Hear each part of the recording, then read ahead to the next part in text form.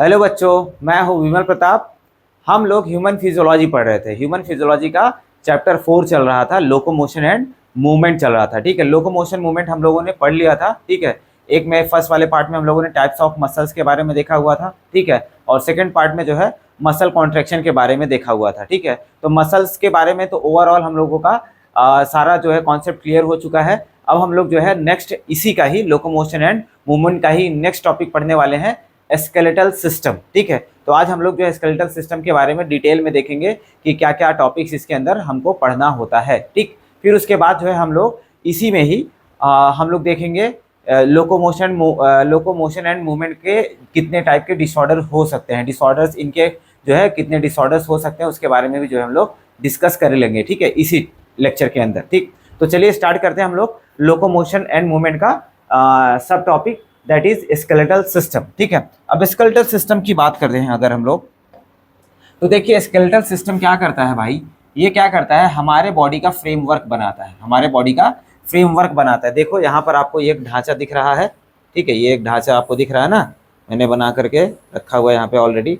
एक जो ढांचा दिख रहा है, इसी से तो जो है हमारी पूरी बॉडी का फ्रेमवर्क बनता है ना। जो पूरा शेप एंड साइज हमको हमारी बॉडी का दिख रहा है, किसकी वजह से दिख रहा है, ये बोन्स की वजह से ही तो दिख रहा होता है। ठीक है, तो वही बता रहा है कि क्या करता है, जो स्केलेटल सिस्टम होता है ये किससे बना हुआ है, ये जो है कह सकते हैं बोन से बना हुआ है, बोन्स एंड फ्यू कार्टिलेज से मिलकर के बना हुआ होता है। और ये क्या करते हैं, हमारे बॉडी का फ्रेमवर्क बनाने का काम करते हैं। ठीक है, आगे देखते हैं जो बोन्स हैं हम लोगों ने टिश्यू में, जब हम लोग एनिमल टिश्यू पढ़ रहे थे तो वहां पर भी मैंने आप लोगों को बोन्स और कार्टिलेज के बारे में सुपरफिशियली बताया हुआ था, और ये भी बोला था कि उसके बारे में डिटेल में जो है हम लोग आगे चैप्टर में पढ़ेंगे। तो आज हम लोग यहाँ पर डिटेल में पढ़ने वाले हैं। तो बोन्स कैसे होते हैं, हार्ड होते हैं। इनका मैट्रिक्स कैसा होता है, हार्ड होता है। ये प्लायबल नहीं होते, मतलब बिल्कुल भी लचीले नहीं होते। बोन्स जो होते हैं एकदम से टफ या फिर कह सकते हैं हार्ड होते हैं। क्यों ऐसा होता है, क्योंकि इसके अंदर जो है कैल्शियम सॉल्ट का डिपोजिशन हो जाता है। कैल्शियम सॉल्ट के डिपोजिशन की वजह से बोन जो है हमारा हार्ड हो जाता है। नेक्स्ट अगर हम लोग देखें कार्टिलेज की बात करें, कार्टिलेज जो है कैसा होता है, स्लाइटली प्लायबल है, स्लाइटली प्लायबल है, थोड़ा सा लचीला होता है। ठीक है, क्यों, क्योंकि इसके मैट्रिक्स के अंदर जो है ये आपका कैल्शियम सॉल्ट ना प्रेजेंट होकर के क्या प्रेजेंट होता है, कॉन्ड्रोइटिन सॉल्ट या फिर कॉन्ड्रिन सॉल्ट प्रेजेंट होता है। कॉन्ड्रोइटिन बोलो या फिर कॉन्ड्रिन सॉल्ट बोल दो, सिर्फ और सिर्फ इतना भी चलेगा। कॉन्ड्रिन सॉल्ट प्रेजेंट होता है, जिसकी वजह से कार्टिलेज कैसा होता है, थोड़ा सा सॉफ्ट या डेलिकेट होता है। ठीक है, प्लायबल होता है कंपैरिजन टू बोन के। ठीक, आगे अगर हम लोग देखते हैं ह्यूमन में, अगर बोन्स की बात करते हैं हम लोग, बोन तो देख ही रहे, स्केलेटल सिस्टम ही तो देख रहे हैं। तो अगर ह्यूमंस में हम लोग बोन्स के नंबर की बात करते हैं तो कितने बोन्स पाए जाते हैं, ह्यूमन एडल्ट के अंदर जो है 206 बोन्स पाई जाती हैं। 206 bones are present in human adult.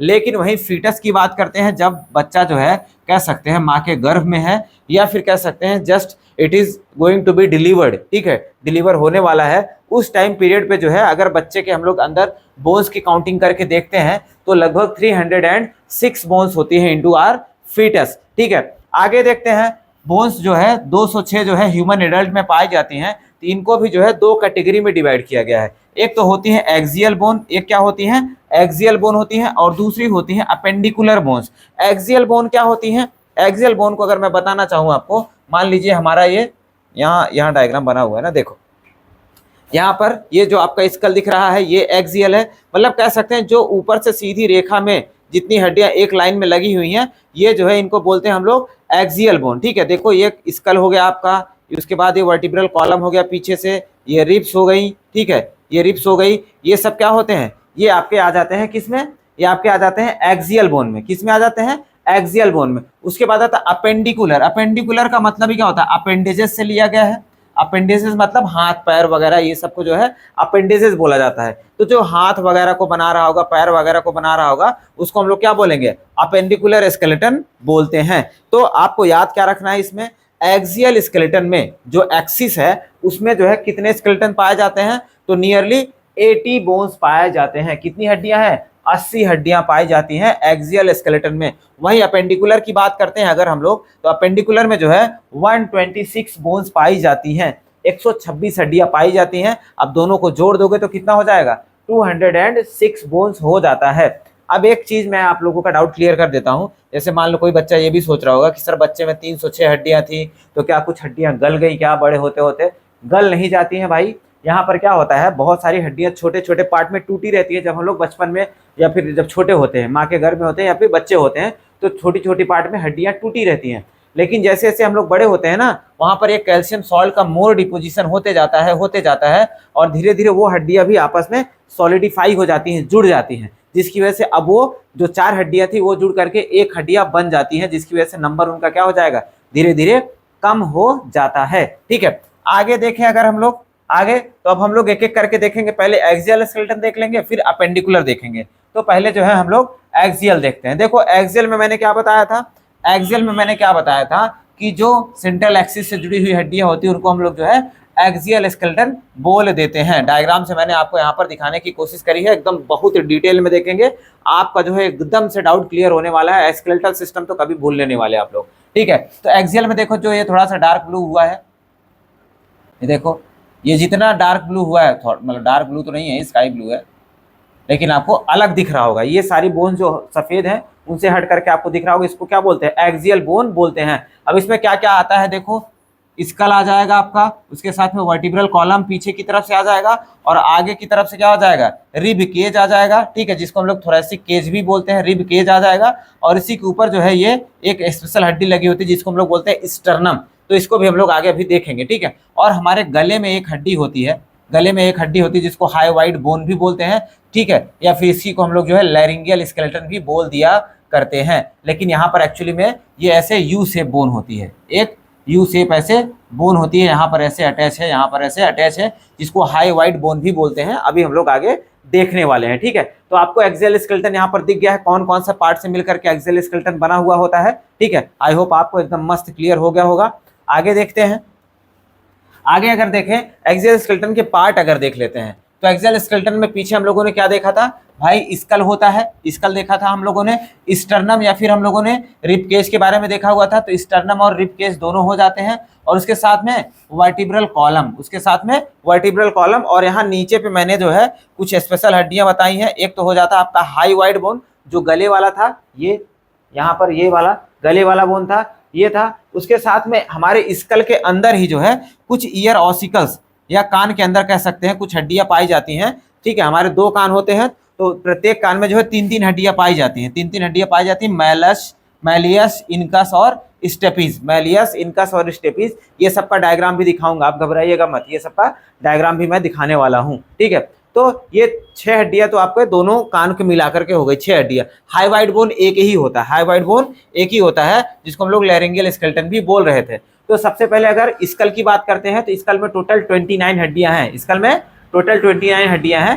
पहले देखो, सबसे पहले पार्ट में हम लोगों ने स्कल को भी 2 पार्ट में डिवाइड कर दिया, एक तो क्रैनियल में और दूसरा फेशियल में, एक क्रैनियल में दूसरा फेशियल में। देखो यहाँ पर सर में ही अगर हम लोग देखते हैं, सिर के अंदर ही जो है, सिर के पार्ट में ही अगर हम लोग देखते हैं, तो देखो ये तो खोपड़ी वाली हड्डी हो गई ना, जो हमारे स्कल को बनाने का काम कर रही है, ऊपर स्कल को बनाने का काम कर रही है। और दूसरा ये फेस वाली हड्डी हो गई, दूसरा क्या हो गया, ये फेस वाला हड्डी हो गया। तो स्कल में भी क्या बोल सकते हैं, 2 टाइप की हड्डियां प्रेजेंट होती हैं, एक तो ऊपर आपका खोपड़ी वाली हड्डी, एक आगे फेस वाला हड्डी। ठीक है, फेस वाला हड्डी। ठीक, वही चीज यहाँ पर मैंने 2 पार्ट में दिखाया हुआ है। ठीक है, एक तो देखो जो क्रैनियल में है, क्रैनियल में कितनी हड्डियां हैं, क्रैनियल में 8 बोन है, क्रैनियल में 8 बोन्स होती हैं। फ्रंटल, फ्रंटल मतलब सामने की तरफ, अभी मैं एक एक दिखाने वाला हूँ। फ्रंटल मतलब सामने की तरफ वाली हड्डी को फ्रंटल बोलते हैं। पेराइटल, पेराइटल मतलब सामने से जस्ट बाद में, यहाँ पर 2 हड्डियां है, एक इस तरफ है एक इस तरफ, इसको पेराइटल बोलते हैं। टेम्पोरल, कान के बगल बगल में, इधर भी एक हड्डी इधर, एक हड्डी इधर, 2 हड्डी इधर हो गया। ऑसिपिटल पीछे की तरफ होता है। इथमॉइड होता है हमारे कह सकते हैं कि हमारे स्कल के फ्लोर पे अंदर की तरफ होता है, अभी मैं डायग्राम में दिखाऊंगा आपको दिखेगा।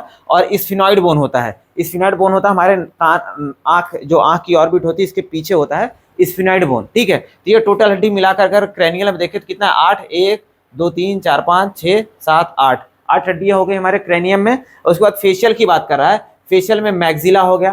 ठीक है, मैक्सिला हो गया हमारा, ये जो आपका ये जॉ वाली हड्डी होती है, मैक्सिला हो गया। उसके बाद क्या हो गया, एक सेकंड,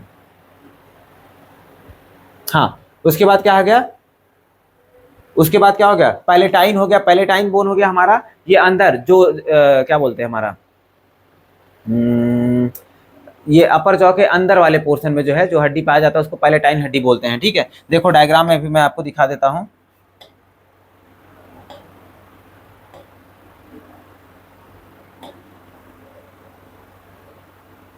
ठीक है, देखो यहाँ पर ये ऊपर वाली हड्डी आपको जो दिख रही है ये क्या है, मैक्सिला है। ये ऊपर वाली हड्डी जो आपको दिख रही है ये क्या हो गया, मैक्सिला हो गया। अब पैलेटाइन की बात करें तो पैलेटाइन जो है अंदर की तरफ है, इसी हमारे फेस में अंदर की तरफ जो हड्डी यहाँ पर प्रेजेंट है अंदर की तरफ, देखो उसको क्या बोलते हैं, पैलेटाइन बोलते हैं। ठीक है, पीछे चल के हम लोग देखते हैं, यहाँ पे थे हम लोग, हाँ यहाँ पे। ठीक है, पैलेटाइन। उसके बाद कह रहे हैं जाइगोमाइटिक बोन होती है। जाइगोमाइटिक बोन भी हमारे फेस में ही पाई जा रही होती है। नेजल हो गया, नाक में हो गया। लैक्राइमल, लैक्राइमल क्या होता है, हमारे आंख को कनेक्ट करने वाले, नाक के बगल बगल में एक इस तरफ होता है एक इस तरफ होता है, जो क्या बनाता है, डक्ट बनाता है हमारे आंख से और नाक के बीच में। ठीक है, तो लैक्राइमल हो जाता है। उसके बाद टर्बिनेल्स, टर्बिनेल्स जो है, टर्मिनल्स हमारे नाक के पीछे पाया जाता है, टर्मिनल्स हमारे नाक के पीछे पाया जाता है। उसके बाद मैंडिबल, ये लोअर जॉ हो गया मैंडिबल। उसके बाद वोमर हो गया, वोमर जो है हमारे, ये भी जो है हमारे कह सकते हैं नाक वाले रीजन में ही पाया जाता है, इसको भी हम लोग अभी देखेंगे। ठीक है, तो ये जो है टोटल कितना हो गया, फेशियल 4 हड्डियां हो गई। अब 4 और 8 4 कितना हो गया, 8 4 12 22 हो गया, 22 बोन्स हो गई। उसके बाद यहाँ पर एक हो गया ये, तो 23 हो गया, और 6 क्या हो गई, ईयर ऑसिकल्स हो गई। ये सबको जोड़ करके कितना हो गया टोटल, स्कल का टोटल जोड़ करके 29 बोन्स हो जाता है। और यहाँ पर स्टर्नम आगे की तरफ, जिसको हम लोग ब्रेस्ट बोन भी बोलते हैं, अभी हम लोग देखने वाले हैं। स्टर्नम एक होता है आगे की तरफ पाया जाता है, वेंट्रली होता है, वेंट्रल पोर्शन में प्रेजेंट होता है, जिसको हम लोग मिड लाइन या फिर कह सकते हैं थोरेसिक रीजन में मिड में पाया जाता है, बीच में आगे की तरफ पाया जाता है। रिब्स में देखते हैं तो 24 बोन्स होती हैं, इसमें भी 14 ट्रू होती हैं और फॉल्स होती हैं 10। कैसे हैं अभी हम लोग डायग्राम में देखने वाले हैं। ठीक है, अब वर्टिब्रल कॉलम की बात करते हैं तो रीढ़ की हड्डी में जो है टोटल 26 हड्डियां होती हैं। सर्वाइकल में C फॉर 7, C फॉर मतलब C से स आता है ना, C for cervical, C for 7 कह सकते हैं। सर्वाइकल में 7 बोन्स होती हैं।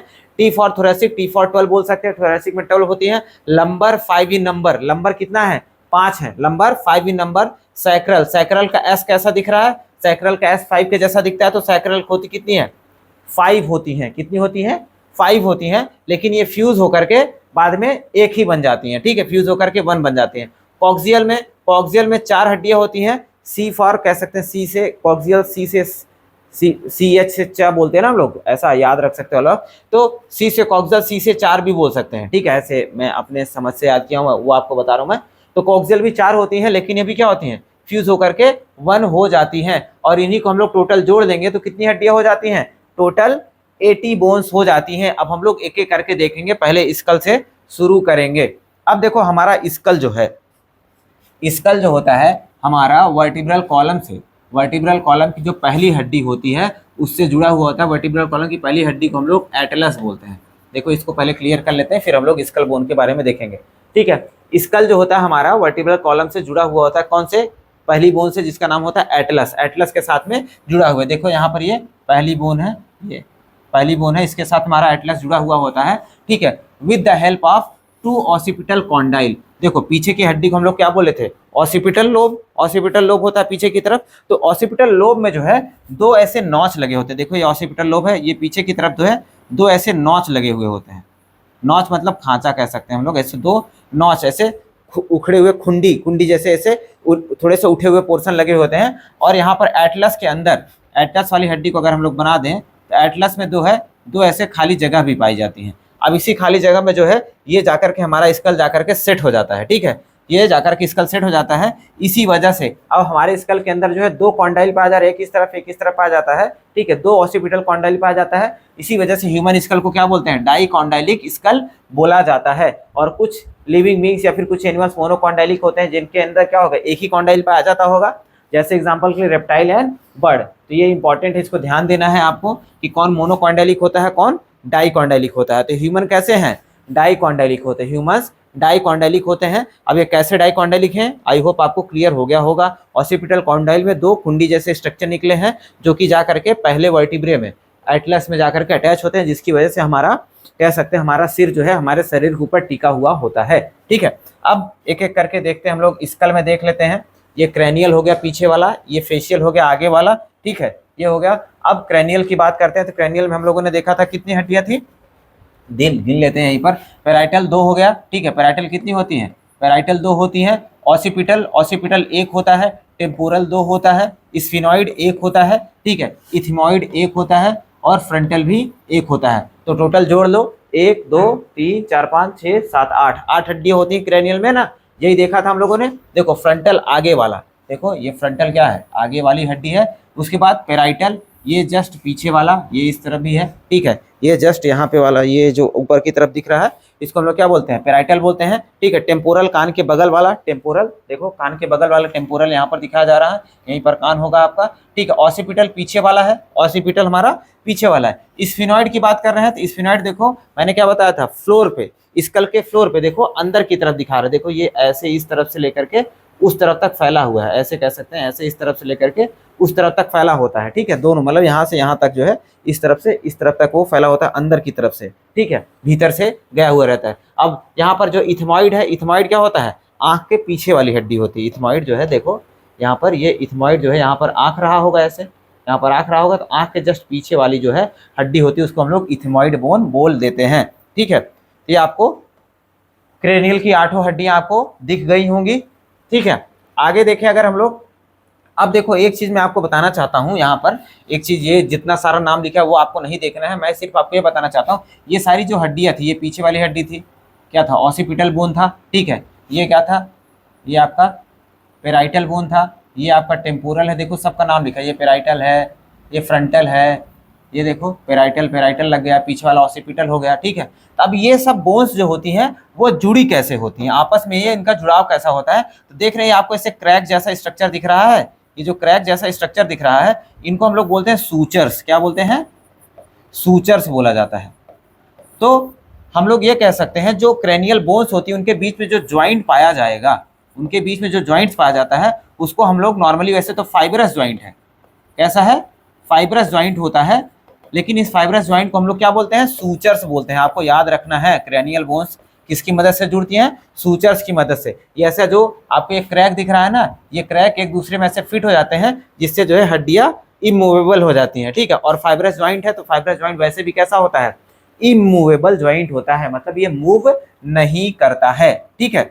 आगे देखते हैं, स्कल का क्लियर हो गया, अब आगे क्रेनियल का क्लियर होगा, फेशियल की बात करते हैं, ठीक है। फेशियल की बात करते हैं, देखो यहाँ पर ये आपका नाक हो गया, ऐसे ये नाक है, नाक के बगल बगल में इस तरफ भी उस तरफ भी क्या होता है, लैक्राइमल बोन होता है। लैक्राइमल बोन कितना था, 2 पाया जाता था। जाइगोमैटिक बोन भी कितना होगा, 2 होगा, क्योंकि दोनों चीक के पीछे जो है ये हमारा क्या होगा, मैक्सिला, मैक्सिला के ऊपर की तरफ ये जो उभरा उभरा वाला हड्डी होता है ना, वही बता रहा है क्या है, जाइगोमैटिक है। जाइगोमैटिक दोनों तरफ होगा तो 2 बोन हो जाएगा जाइगोमैटिक का, ठीक है। अब जो हम लोगों ने एक हड्डी देखा था, क्या बोला था उसको हम लोगों ने, याद नहीं आ रहा मुझे, पहले नेजल देख लेते हैं। नेजल 1 बोन हो गया आपका, नाक की हड्डी हो गई 1 बोन हो गई। वोमर हो गया, नाक के पीछे मैंने बताया हुआ था। मैंडिबल लोअर जॉ हो गया, ये बताया था। पैलेटाइन जो हम लोगों ने क्या बताया था, मुंह के अंदर ऊपर की तरफ, नाक के पीछे मुंह के अंदर ऊपर की तरफ जो होता है उसको पैलेटाइन बोन बोला हुआ था। ये आपको इंफीरियर नेजल कॉन्के के बारे में बताता हूँ, एक सेकंड में। हाँ, ये जो टर्बिनियल्स थे, ये टर्बिनियल जो था ना, उसी को हम लोग बोलते हैं, क्या नाम दिया हम लोगों ने यहाँ पर, कहाँ पे गए, ये जो इंफीरियर नेजल कॉन्के की बात कर रहा है ना, उसी को जो हम लोग क्या बोलते थे, उसी का नाम हम लोगों ने, अभी नाम मेरा बार बार नाम दिमाग से उतर रहा है भाई मेरे, हाँ टर्बिनियल्स बोलते हैं। क्या बोलते हैं, टर्बिनियल्स बोलते हैं। जो कॉन्के वहां पर हम लोगों ने बोला था उसको क्या बोलते हैं, टर्बिनियल्स बोलते हैं। ये भी कितना होता है, ये भी होता है कितना, 2, ये भी 2 होता है, ठीक है। ये भी कितना होगा, ये भी 2 हो जाएगा। ये नाक के पीछे की तरफ ही है, ठीक है। जाइगोमैटिक बोन ऊपर की तरफ, यहाँ पर ये वाली हड्डी जो होती है जाइगोमैटिक बोन होता है। नेजल बोन हो गया आपका, पैलेटाइन हो गया, ये अंदर की तरफ जो जीभ के ऊपर हम लोग टच कर सकते हैं वो पैलेटाइन बोन हो जाता है। वोमर बोन नाक के पीछे वाली होती है, मैक्सिला, ये वाली ऊपर वाला जा, अपर जॉ जिसको हम लोग बोल सकते हैं, मैक्सिला को क्या बोल सकते हैं, अपर जॉ, और मैंडिबल को लोअर जॉ, ठीक है, लोअर जॉ बोल देते हैं। वोमर नाक के पीछे है, पैलेटाइन जिसको हम जीभ से छू सकते हैं। इंफीरियर नेजल कॉन्के नाक के पीछे होता है, 2 होता है। नेजल 1 ही होगा, जाइगोमैटिक 2 होते हैं। लैक्राइमल बोन दो होगा, दोनों एक नाक मतलब कह सकते हैं दोनों नाक नेजल में दो, या कह सकते हैं नेजल चैम्बर में दोनों आंखों से कनेक्ट करता है। इसी की मदद से क्या होता है, जैसे कभी कभी क्या होता है कोई कोई रोते हैं तो नाक से भी पानी निकलने लगता है, तो आंख के आंसू जो होते हैं वो लैक्राइमल बोन के अंदर पतली सी कैनाल होती है, लैक्राइमल कैनाल जिसको बोलते हैं, उसकी मदद से जो है वो आंख के आंसू नाक में भी चले जाते हैं, इसी वजह से नाक भी बहने लगती है, रोते रोते नाक बहने लगती है ऐसा। ठीक है, आगे देखें, आगे देखते हैं भाई। अब देखो ईयर ऑसिकल्स की बात हो रही है, मैंने ईयर ऑसिकल कहाँ स्कल में ही पाया जाता है ना, तो ईयर ऑसिकल्स के बारे में भी देख लीजिए। पहला क्या था, मैलस था, ठीक है, मैलियस, यहाँ पर देखो ये मैलियस है, ये मैलियस है। उसके बाद क्या है, इनकस, ये बीच वाली हड्डी इनकस हो गया। उसके बाद स्टेपीज, उसके बाद कौन सी हड्डी है, स्टेपीज। ठीक है, अब इनके शेप एंड साइज की बात कर लेते हैं। देखो क्या था, मैलस, इनकस और स्टेपीज। जो मैलस होता है ये हैमर शेप का होता है, हथौड़े के जैसा, कैसा होता है, हैमर शेप का, इसका शेप आपको लिखना है, हैमर शेप का होता है। और जो इनकस होता है वो एनविल शेप का होता है, कैसा होता है, एनविल शेप का होता है। और जो है जब स्टेपीज होता है, स्टेपीज जो होता है स्टीरअप शेप का होता है, स्टीरअप शेप का होता है। आपको दिख रहा है, थोड़ा सा कम दिख रहा है, मैं इसको जो है अलग कलर से लिखता हूँ।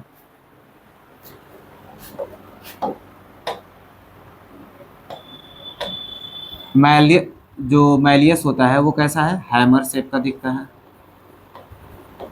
ये शेप की बात कर रहा हूँ। इनकस जो होता है एनविल शेप का दिखता है, और स्टेपीज जो होता है वो स्टीरअप शेप का दिखता है, स्टीरअप शेप का दिखाई देता है। कैसा, स्टीरअप शेप का दिखाई देता है। अभी हाँ दिख रहा है आप लोगों को, ठीक है, स्टीरअप शेप का दिखाई देता है। ठीक है, तो ये अलग अलग शेप है, आपको शेप याद रखना पड़ेगा इनका।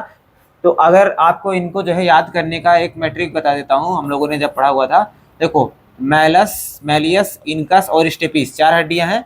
तो इनको जो है आप ऐसे याद कर सकते हैं, मिस, MIS, मिस मतलब कोई फीमेल होगी, उसके पास HAS करके, उसके पास मिस हैज, कुछ भी कर दो, purse, perfume, lipstick, what ever you can call, बुला सकते हो, लेकिन हमको सिर्फ यही इतना ही ध्यान देना है बस, miss has, miss, M for malleus, उसके पास क्या है, H for hammer, hammer shape की बोन्स होती है। इनकस, इनकस के पास एनविल शेप की बोन होती है, और स्टेपीज के पास में स्टीरअप शेप की बोन होती है। तो ये तीनों हड्डियों की जो शेप होती है, इनको जो है पूछा जाता है, तो कौन कौन से शेप में है आपको ये याद रखना होता है। ठीक है, ये तो हो गया ईयर ऑसिकल्स, ईयर ऑसिकल्स भी हम लोगों ने देख लिया। अब इसके बाद देखते हैं हाई वाइड बोन, या फिर जिसको हम लोग क्या बोलते थे, लैरिंगियल स्केलेटन बोलते थे। हाई वाइड बोन यहाँ पर होता है, ऐसे मैंने बताया था कैसा होता है, यू शेप का ऐसे होता है, इसी से क्या होता है, ऊपर जाकर के ऐसे टंग आकर के इससे कनेक्ट हुआ रहता है। ठीक है, टंग इसी से कनेक्ट हुआ रहता है, इसको बोलते हैं हाई वाइड बोन। ये जो है ये एक ऐसी हड्डी होती है, hyoid bone, not connected to any other bone. ये एक ऐसी हड्डी है जो किसी दूसरी हड्डी से कनेक्टेड नहीं होती है, ये बहुत इंपॉर्टेंट है, आप उसको ध्यान दीजिएगा। ठीक है, आगे देखें अगर हम लोग, अब हम लोग आ जाते हैं किसमें, रिब्स के ऊपर आ जाते हैं। ठीक है, स्कल वाला पोर्शन हमारा कंप्लीट हो गया, अब हम लोग रिब्स की बात करते हैं। ठीक है, रिब्स में देखते हैं, तो रिब्स में देखिए आगे की तरफ जो है, आगे की तरफ क्या होता है, स्टर्नम प्रेजेंट होता है। ये वाली हड्डी जो है आगे की तरफ, रिब्स जो है स्टर्नम से आकर के कनेक्ट होती है। स्टर्नम को ही 3 पार्ट में डिवाइड किया गया है। ये ऊपर वाला पोर्शन जो आपको दिख रहा है, ऊपर वाला पोर्शन, ये वाला पोर्शन जो आपको दिख रहा है ये, और फिर उसके बाद बीच में ये अलग पोर्शन होता है, फिर उसके बाद लास्ट में एक अलग पोर्शन होता है। ठीक है, मतलब हम लोग कह सकते हैं जो स्टर्नम भी उसको 3 पार्ट में डिवाइड किया गया होता है। ठीक है, जो सबसे अपर पोर्शन होता है उसको क्या बोलते हैं, मेनुब्रियम बोला जाता है। ठीक है, बीच वाले पार्ट को बॉडी ऑफ स्टर्नम बोलते हैं, और नीचे वाले पार्ट को सिफनॉइड प्रोसेस बोला जाता है, सिफनॉइड प्रोसेस बोला जाता है। और बाकी ये बगल बगल में क्या लगी हैं, रिब्स लगी हुई होती है। ठीक, बाकी बगल में रिब्स लगी हुई होती हैं। ठीक है, अब अगर हम लोग जो है आगे देखें, तो यहाँ पर जो है रिब्स के बारे में थोड़ा सा डिटेल में बताया जा रहा है, तो हम लोग फिर से थोड़ा सा रिब्स को देखेंगे। देखिए रिब्स के बारे में क्या बताया जा रहा है। रिब्स जो है हमारे पास कितनी होती हैं, रिब्स हमारे पास जो है 12 पेयर्स होती हैं, या फिर हम लोग कह सकते हैं 24 इन नंबर। अगर नंबर इंडिविजुअल बेसिस पर देखेंगे तो 24 होती हैं, अगर पेयर में देखा जाएगा तो 12 पेयर जो है हमारे पास रिब्स पाया जाता है। देखो डायग्राम में अगर हम लोग देख लेते हैं, ऐसे गिन लोगे 1 2 3 4 5 6 7 8 9 10 11 12, नीचे की तरफ जो है फ्लोट कर रहा है, ये फ्लोट कर रहा है, तो 12 इस तरफ होगा, 12 उस तरफ है, ऐसे 12 पेयर में जो है ये पाया जाता है। जो देखो ऊपर से लेकर के नीचे तक यहाँ पर जो है आकर के एकदम से चिपका हुआ है, किससे, आगे की तरफ स्टर्नम से चिपका हुआ, पीछे की तरफ रिब्स वर्टिब्रल कॉलम से चिपका हुआ है, उनको जो हम लोग ट्रू रिब्स बोलते हैं, उनको क्या बोलते हैं, ट्रू रिब्स बोलते हैं। लेकिन जो यहाँ पर लटक रहा है, जो जाकर के डायरेक्टली कनेक्ट नहीं किया गया रहता है, उसको हम लोग बोलते हैं फॉल्स रिब्स। क्या बोलते हैं, फॉल्स रिब्स बोलते हैं, जो कनेक्ट नहीं करता आगे जाकर के किससे, स्टर्नम से। पीछे तो कनेक्टेड है लेकिन आगे स्टर्नम से कनेक्टेड नहीं होता है, ठीक है। तो यहाँ पर देखते हैं हमारी जो रिब्स होती है वो कैसी होती है, ये जो है फ्लैट बोन्स होती हैं। कैसी हैं, चपटी चपटी सी होती है ना, पीछे देखो, ये देखो चपटी चपटी सी हैं, कैसी हैं, चपटी चपटी सी होती है हमारी ये हड्डियां। आगे देखो, आगे क्या बता रहा है, कह रहा है कि डोर्सली पीछे की तरफ ये किससे कनेक्टेड होती हैं, वर्टिब्रल कॉलम से। पीछे की तरफ हमारी रीढ़ की हड्डियों से कनेक्टेड होती है ना, और आगे की तरफ क्या होते हैं, स्टर्नम से कनेक्टेड होती हैं। देखो यहाँ डायग्राम में दिख रहा है, आगे की तरफ स्टर्नम से कनेक्टेड है, पीछे की तरफ रिब से कनेक्टेड, सॉरी आगे की तरफ स्टर्नम से, पीछे की तरफ वर्टिब्रल कॉलम से कनेक्टेड होती हैं, ठीक है। अब एक चीज और बहुत इंपॉर्टेंट है जो मैंने यहाँ पर दिखाया हुआ है, हमारी जो रिब्स होती हैं ये बाईसिफेलिक होती हैं। बाई मतलब होता है टू, सिफेलिक मतलब होता है मतलब ज्वाइंट्स। सिफेलिक मतलब यहाँ पर कह सकते हैं ज्वाइंट्स, सिफेलिक मतलब वैसे बोन्स होता है, लेकिन यहाँ पर सिफेलिक मतलब जो है रिलेशन है ज्वाइंट्स का। कैसे, देखो बाईसिफेलिक का मतलब क्या बता रहा है, कह रहा है कि two articulation surface on the dorsal end, two articulation surface on the dorsal end, मतलब पीछे जहां पर जो है वर्टिब्रल कॉलम से जो है जो हमारी हड्डी जाकर के जुड़ेगी, आपको दिख रहा होगा जो पीछे जाकर के, ये पीछे क्या है, हमारी वर्टिब्रल कॉलम वाली हड्डी होगी, वर्टिब्रल कॉलम है, ठीक है। वर्टिब्रल कॉलम की मतलब कह सकते हैं एक हड्डी है, ठीक है। सभी के साथ में जो है ऐसे कैसे अटैचमेंट हो रहा है वही हमको यहाँ पर देखना है। आगे की तरफ तो जो है स्टर्नम से अटैच होगा, लेकिन पीछे की तरफ कह रहा है कि ये दो आर्टिकुलेशन, आर्टिकुलेशन मतलब ज्वाइंट आर्टिकुलेशन मतलब क्या होता है, ज्वाइंट, जुड़ाव, ठीक है। तो पीछे की तरफ कह रहा है दो आर्टिकुलेशन सरफेस होता है। कैसे दो आर्टिकुलेशन सरफेस है, देखिए यहाँ पर एक आर्टिकुलेशन सरफेस दिख रहा है जो कि जो हमारा कह सकते हैं जो वर्टिब्रल कॉलम कैसे नॉच निकला हुआ पीछे उससे जुड़ा हुआ है, और एक डायरेक्ट जाकर के हमारे वर्टिब्रल कॉलम से जुड़ा हुआ है। दो आर्टिकुलेशन सरफेस का मतलब यही होगा कि दो जगह से जो है ये जुड़ रहा है, यहाँ पे एक जुड़ रहा है, यहाँ पे एक, ये सीधा मैं आपको दिखा ही सकता हूँ, ठीक है। अब यहाँ से जो है ऐसे मैं दिखा सकता हूँ कि दो जगह से जुड़ रहा है, इसी वजह से हम अपने रिब्स को क्या बोलते हैं, हमारी रिब्स को जो हम लोग बोलते हैं बाईसिफेलिक। क्या बोलते हैं, बाईसिफेलिक। हमारी रिब्स जो होती हैं वो बाईसिफेलिक होती हैं क्योंकि पीछे के सरफेस पे जो है दो आर्टिकुलेशन पॉइंट्स होते हैं, ठीक है। अब आगे देख लेते हैं, देखो कह रहा है ट्रू रिब्स फर्स्ट 7 पेयर, जो पहली 7 पेयर की हड्डियां होती है क्या होती है, इनको ट्रू रिब्स बोलते हैं। ये पीछे अटैच होती हैं थोरैसिक वर्टिब्री से, और आगे की तरफ अटैच होती है हमारी स्टर्नम से। पीछे की तरफ थोरैसिक वर्टिब्री, अभी वर्टिब्री के बारे में देखेंगे कौन कौन सी होती हैं, अभी थोड़ा सा मैंने पीछे बताया ही था कि वर्टिब्रल कॉलम में कितनी हड्डियां होती हैं, 26 होती हैं, और थोरैसिक कितनी होती हैं, 12, T for thoracic, T for 12 बताया था मैंने, ठीक है। ये पीछे की तरफ थोरैसिक वर्टिब्री से जुड़ी हुई होती हैं, जो हमारी 7 पेयर ऑफ रिब्स होती हैं, और आगे की तरफ स्टर्नम से जुड़े हुए होते हैं, और किसकी मदद से जुड़ते हैं, हेलाइन कार्टिलेज की मदद से जुड़ते हैं। ये इंपॉर्टेंट है, पूछा जाता है रिब्स जो है वर्टिब्रल कॉलम से किसकी मदद से जुड़ते हैं, तो हेलाइन कार्टिलेज से जुड़ रहे होते हैं, हेलाइन कार्टिलेज से जुड़ रहे होते हैं, ठीक है। तो अब देखो आगे की तरफ जो है, आगे की तरफ जुड़े हुए किससे, स्टर्नम से, ये स्टर्नम हो गया, और पीछे की तरफ जो है ये हमारा रीढ़ की हड्डी हो गई, रीढ़ की हड्डी से जुड़े हुए। अब ये पीछे वाले को पीछे मैं नहीं कर पा रहा हूँ भाई, कि पीछे कर भी नहीं सकते हम लोग इसको, बस आप पीछे मान के चलिए क्या है, वर्टिब्रल कॉलम होगा, ठीक है। अब कह रहा है कि फर्स्ट 7 पेयर जो है पीछे भी और आगे भी अटैच है, पीछे भी और आगे भी अटैच है। तो देखो पीछे अटैच हो गया, पीछे की तरफ ये अटैच है, आगे भी अटैच है। यहाँ से देखो पीछे की तरफ अटैच है, आगे भी अटैच है, ये पीछे की तरफ भी अटैच है, आगे भी अटैच है। यहाँ पे देखो ये पीछे की तरफ भी अटैच है, आगे भी अटैच है, ऐसे। ये कितना हो गया, 1 2 3 4 5 6, उसके बाद ये 7। ये डायरेक्ट जो है अटैच होती हैं हमारे आगे स्टर्नम से, पीछे वर्टिब्रल कॉलम से अटैच होती हैं, ठीक है। इस वजह से इनको क्या बोलते हैं हम लोग, ट्रू रिब्स बोलते हैं। क्या बोलते हैं? ट्रू रिब्स बोला जाता है, ट्रू रिब्स बोला जाता है। अब कह रहे हो कि सर कि ये इसके आगे 8वां वाला भी तो जुड़ा है, ये देखो ऐसे जुड़ रहा है, 9वां वाला भी जुड़ा है ऐसे, 10वां वाला भी, लेकिन ये डायरेक्टली जो है अपना अलग से कोई आर्टिकुलेशन सरफेस नहीं बना रहा है अपना। देखो ऐसा नहीं कि जाके ये अलग से जुड़ रहा है, अलग से कोई नहीं जुड़ रहा है ना, ये क्या हो रहा है, ये जो है आपकी 7वीं वाली जो हड्डी है, 7वीं वाली, ये 7th नंबर है, तो 7th नंबर से ही जाके जुड़ रहे हैं। देखो 8वां वाला, 9वां वाला, 10वां वाला जो है 7th वाले से ही जाकर के जुड़ रहे हैं। इस वजह से इनको भी जो है ट्रू रिब्स नहीं बोला जाएगा। तो ट्रू रिब्स कितने हैं? ट्रू रिब्स जो फर्स्ट 7 रिब्स होती है उन्हीं को ट्रू रिब्स बोला जाता है। उसके बाद की जो हड्डियां होती है उनको फॉल्स रिब्स बोलते हैं। तो देखिएगा फॉल्स रिब्स क्या है? 5 पेयर, 7 तो हम लोगों ने कितना देखा था, 12 पेयर होती हैं, 7 पेयर ट्रू रिब्स हो गई, तो बची हुई क्या हो गई? फॉल्स पेयर हो गई। ठीक है, बची हुई 5 जो है वो क्या बोलेंगे? उनको हम लोग फॉल्स रिब्स बोलेंगे। उसमें भी जो 8, 9, 10 जो होती हैं, 8, 9, 10 अभी मैंने डायग्राम में आपको दिखाया था, ये जो है do not articulate directly with the sternum. ये आगे जो है डायरेक्टली स्टर्नम से तो नहीं जुड़ती हैं, लेकिन जुड़ती हैं, किससे जुड़ती हैं? 7th वाली रिब से, जो 7वीं रिब होती है उसी के साथ जुड़ जाती हैं। देखो ये 7वीं वाली थी, तो 7वीं से 8वीं जुड़ गई, 9वीं जुड़ गई, 10वीं जुड़ गई। ठीक है, 7वें वाली से 8वीं, 9वीं, 10वीं भी जुड़ जाती है। ठीक है, तो इस वजह से इनको जो है हम लोग फ्लोटिंग रिब नहीं बोलेंगे, 8वां, 9वां, 10वां को फ्लोटिंग नहीं बुलाएंगे। इनको क्या बोलते हैं? वर्टिब्रोकॉन्ड्रल रिब्स बोलते हैं। क्या बोलते हैं? वर्टिब्रोकॉन्ड्रल रिब्स बोला जाएगा। क्यों वर्टिब्रोकॉन्ड्रल रिब्स बोलते हैं? देखिए यहां पर क्या है,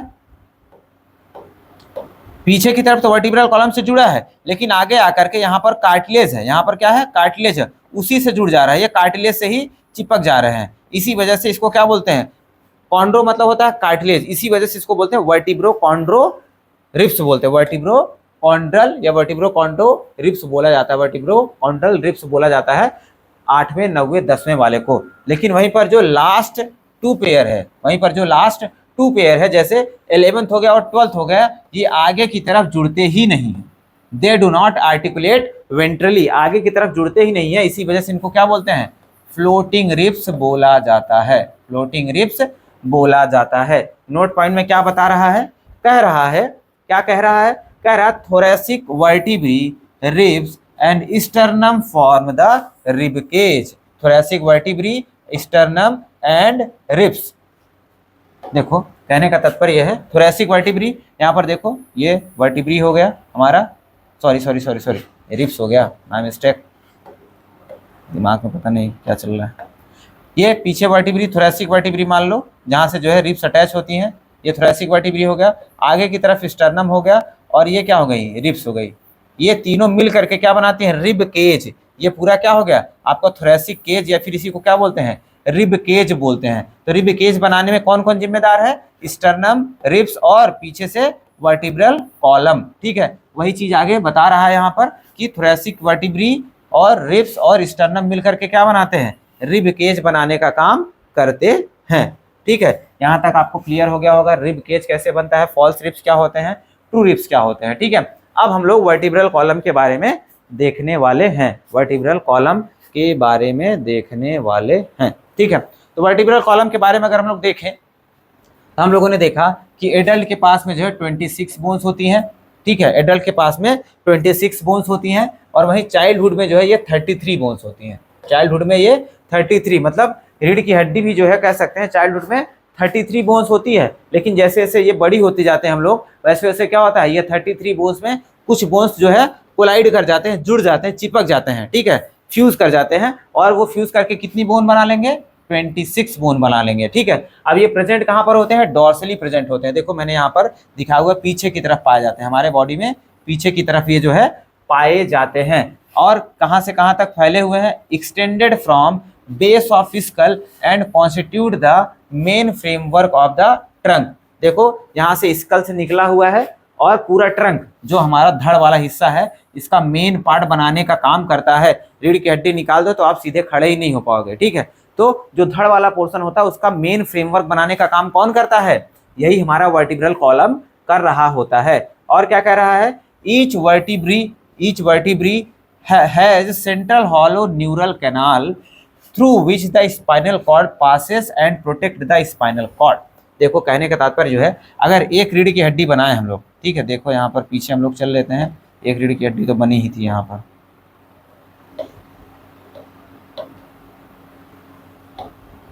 ये देखो, ये एक रीढ़ की हड्डी है, आप बहुत ध्यान से देखिएगा। मैं खुद बना सकता है, लेकिन मैं जानबूझ करके आपको डायरेक्टली दिखा रहा हूँ ताकि आपको ज़्यादा याद रहे। ये एक रीढ़ की हड्डी है, ठीक है, एक रीढ़ की हड्डी है। इसमें देख रहे बीच में एक खाली जगह दिख रहा है, ये खाली जगह दिख रहा है। इसी खाली जगह को हम लोग क्या बोलते हैं? न्यूरल कैनाल बोलते हैं, न्यूरल कैनाल बोलते हैं। तो ब्रेन हमारा जो है, ब्रेन हमारा एक्सटेंडेड होता है स्पाइनल कॉर्ड के फॉर्म में। आपको पता होना चाहिए कि रीढ़ की हड्डी के अंदर क्या होता है? हमारा स्पाइनल कॉर्ड होता है। स्पाइनल कॉर्ड और वर्टिब्रल कॉलम दो अलग अलग चीजें हैं।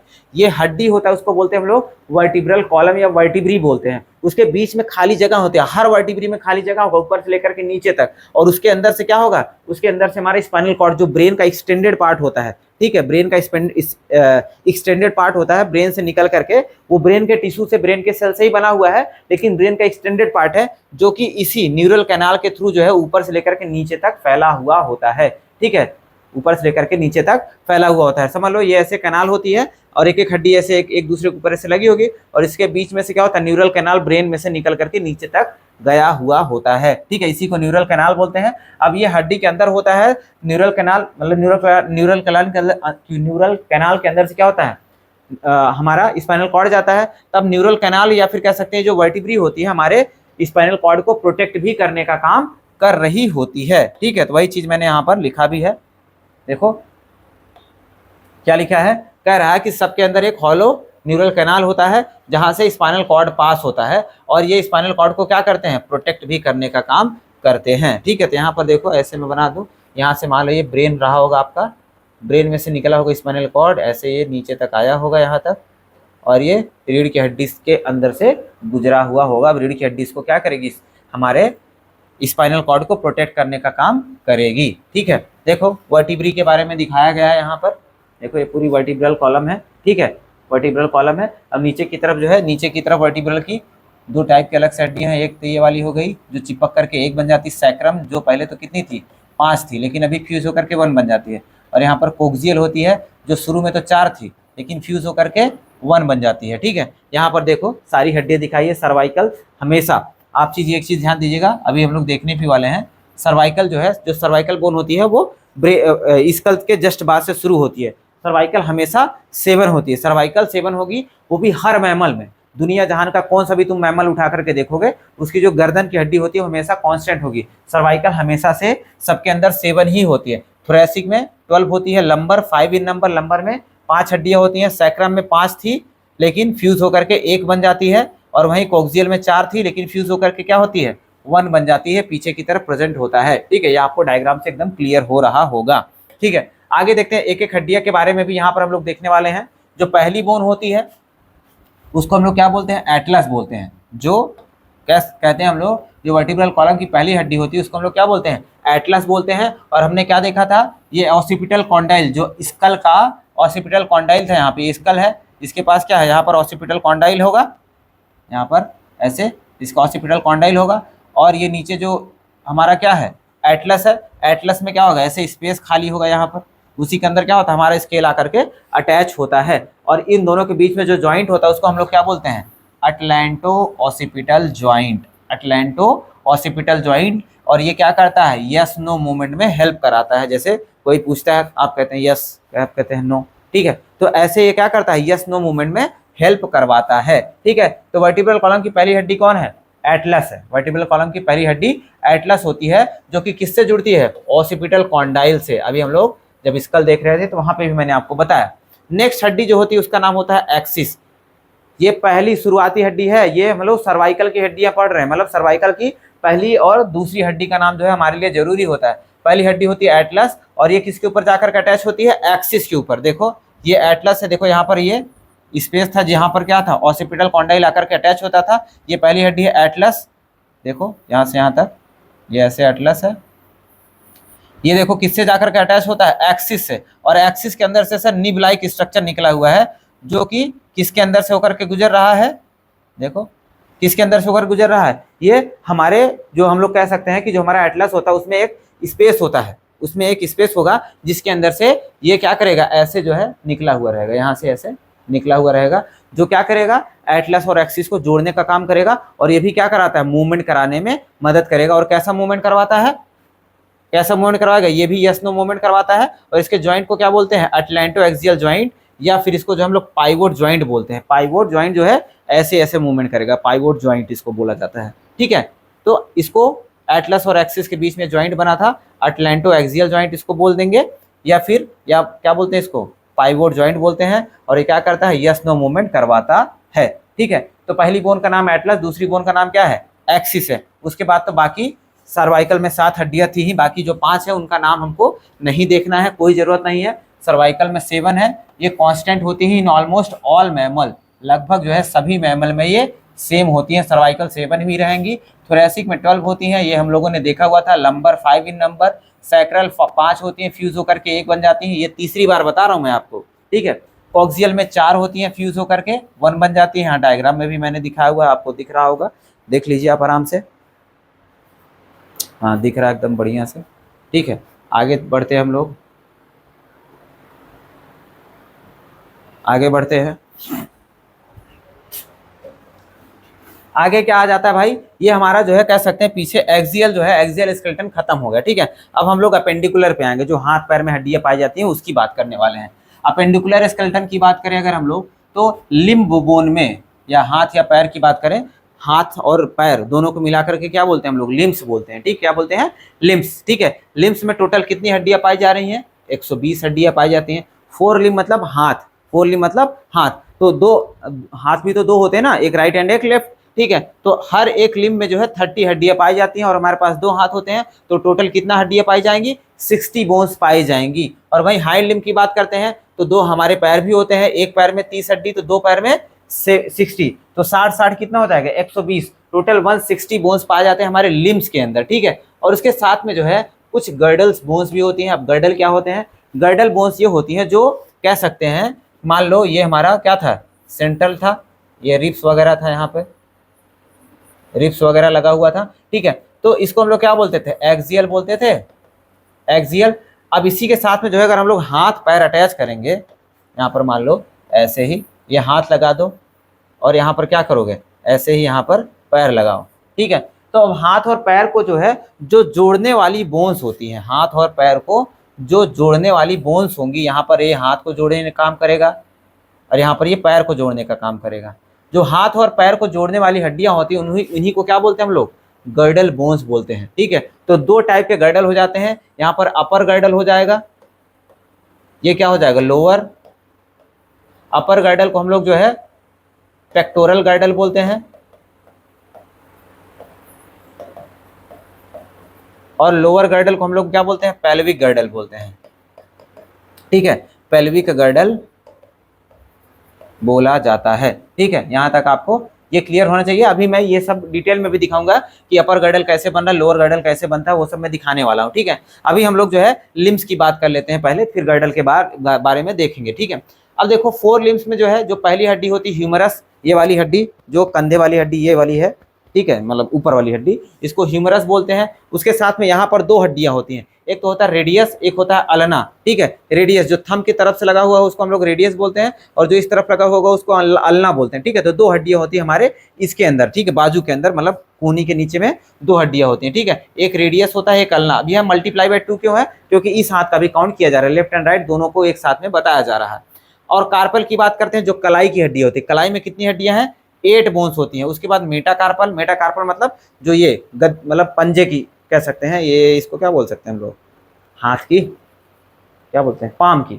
ठीक है, ये पाम की हड्डियां जो होती हैं ये 5 होती हैं। और उसके बाद फेलेंजेस, फेलेंजेस मतलब जो उंगलियां हैं, फेलेंजेस मतलब जो उंगलियां होती हैं, इसमें कितनी बोन्स होती हैं, 14 बोन्स होती हैं एक के अंदर, एक एक हम लोग देखने वाले हैं। अब वहीं हाइंड लिम्ब की बात करें, हाइंड लिम्ब में फीमर, जो अपर कमर से जो अटैच होने वाली जो थाई बोन जिसको बोलते हैं, थाई बोन, उसको हम लोग फीमर बोलते हैं। फीमर में एक बोन है, एक तरफ एक बोन है। उसके बाद पटेला, पटेला मतलब जो कुहनी में, जो पैर के कुहनी में या घुटने में जो पाया जाती है, ऊपर जो गोली वोली आपको बोन दिखती है, आप टच करके देखेंगे, उसको पटेला बोलते हैं, एक पटेला होता है। उसके बाद नीचे जैसे हमारे यहाँ लोअर अपर लिम्स में, इसमें 2 हड्डियां थी, क्या था, रेडियस और अल्ना था, वैसे हमारे पैर में जो है नीचे वाले में जो है टिबिया एंड फेबुला पाया जाता है, अभी हम लोग डायग्राम में देखेंगे, ठीक है। उसके साथ में जैसे हमारे कलाई में जो थी क्या थी, कार्पेल थी, यहाँ पर जो एंकल में, जो हमारी पैर की एंकल होती है, एड़ी होती है, वहां पर जो है टार्सल उसको बोलते हैं। टार्सल में 7 बोन्स होती है। यहाँ पर देखो डिफरेंस देखो, यहाँ पर कार्पल में 8 थी, यहाँ पर टार्सल में 7 ही होगी।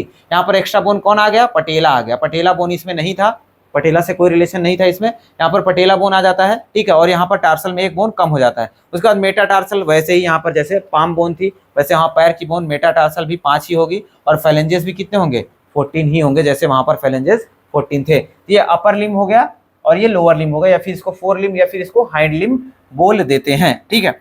आगे देखते हैं, अब एक एक करके देखेंगे, एक एक करके देखो। हम लोग अपेंडिकुलर स्केलेटन की बात करते हैं, तो देखो ये हाथ वाली हड्डी हो गई, ये पैर वाली हड्डी हो गई, ठीक है। अब यहाँ पर देखो इसी में जो है गर्डल भी थोड़ा सा दिखाया ही गया है।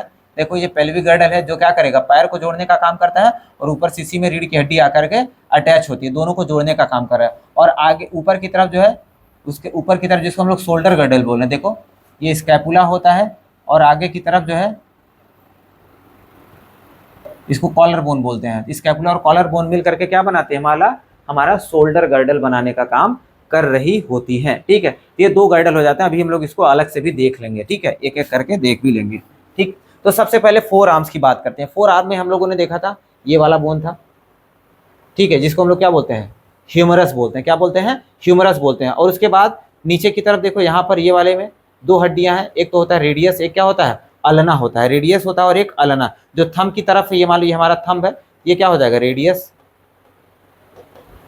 और ये इस तरफ वाला क्या हो जाएगा, अल्ना।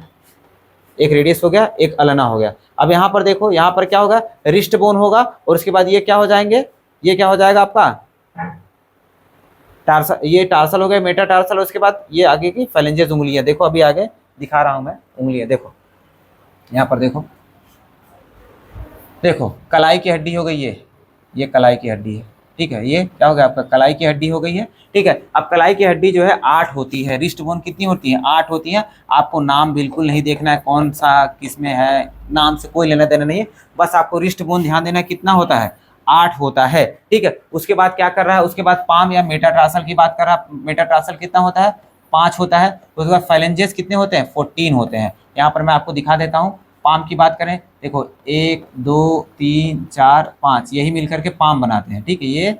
ये पाम हो गया आपका, ठीक है, ये पाम हो गया। उसके बाद फाइलेंजेस की बात करें उंगलियों की, तो देखो उंगलियों में जो है, अगर हम लोग देखें तो उंगलियों में देखो 1 2 3 4 5 6 7 8 9 10 11 12, और ये 2 13 14, ठीक है। 14 बोन्स हो गया फिंगर्स के अंदर या फेलेंजेस के अंदर हो गया, ठीक है। और यहाँ पर ये कलाई वाली हड्डी है, ये कलाई वाली हड्डी हो गई, ठीक है। तो यहाँ पर नाम आपको नहीं देखना, बस इतना जानना है कि रिस्ट में भी हड्डियाँ हो रही हैं। कितनी हड्डियाँ होती हैं, 8 बोन्स होती हैं, ठीक है। तो पाम भी आपको क्लियर हो गया होगा, आई होप पाम एकदम मस्त क्लियर हो गया होगा, ठीक है। पाम मतलब बोन्स के बारे में तो पीछे पता ही चल गया था। पाम की हड्डी को मेटाटार्सल बोलते हैं, सॉरी मेटाकार्पल बोलते हैं। उसके बाद क्या बोलते हैं, फिंगर्स को फेलेंजेस बोलते हैं, ठीक है। अब कैसे होती हैं हड्डियाँ, कौन कौन सी होती है, ये भी दिख गया आपको। अब आगे देखते हैं हम लोग, अब शोल्डर गर्डल या फिर पेक्टोरल गर्डल की बात करते हैं।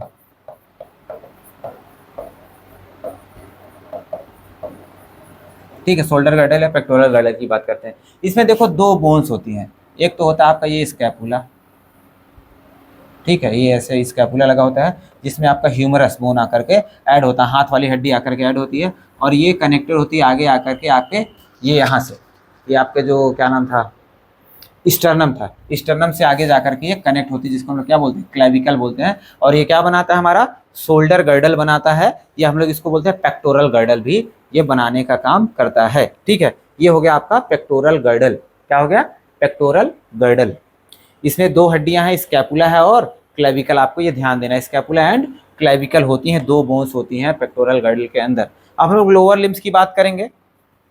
लोअर लिम्स में देखते हैं हम लोगों ने, सबसे ऊपर वाली बोन को थाई बोन या फिर फीमर बोलते हैं, ठीक है। उसके बाद पटेला, घुटने के ऊपर जो हड्डी गोली सी पाई जाती है इसको पटेला बोलते हैं। देखो यहाँ पे अगर दिख रहा हो तो, नहीं तो यहाँ पे है, पटेला बोलते हैं, ठीक है। उसके बाद देखो यहाँ पर लेग में 2 हड्डियां पाई जा रही हैं, जिसको हम लोग टिबिया एंड फेबुला बोलते हैं। टिबिया एंड फेबुला, जो मोटी वाली बोन है इसको क्या बोल देंगे, टिबिया,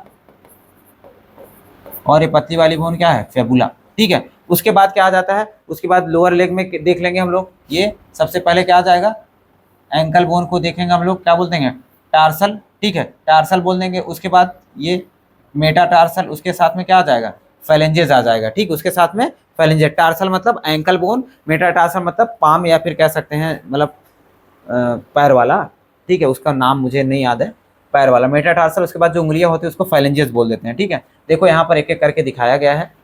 ये टार्सल है, टार्सल में कितनी हड्डियाँ थी, 7 बोन थी, ठीक है। मेटाटार्सल में 5 होंगी और फेलेंजेस में 14 होंगी, ठीक है। नाम क्या है, नाम आपको नहीं देखना, एंकल बोन को यहाँ पर एक एक नाम करके दिखाया गया है, कैनलकियस, क्यूबॉइड, टेलस, नेविक्यूलर, क्यूनिफॉर्म, ये सब आपको नहीं देखना, नाम नहीं देखना है, बस देखना है किसमें हड्डियां पाई जा रही हैं, कैसी हैं, कितनी है, बस इतना। एंकल बोन कितनी होती हैं, 7 होती हैं, ठीक है।